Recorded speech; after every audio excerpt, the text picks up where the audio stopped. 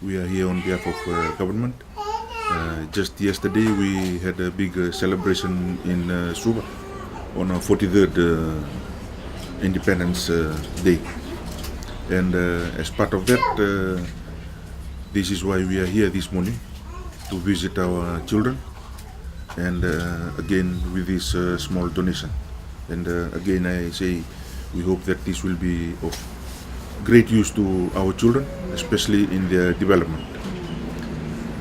On my way here, I have had the opportunity to read through what the Treasure House Children's Home is doing for the children. And on this note, I must say thank you very much for all the effort you have put into looking after these children. I know this was established by a couple who have left for the States, and this has been taken over by our AOG.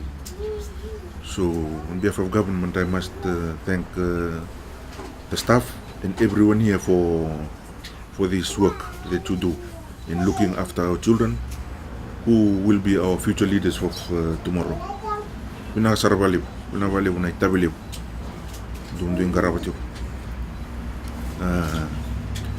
I know the children, these are little children, but I will probably use this opportunity to speak to them.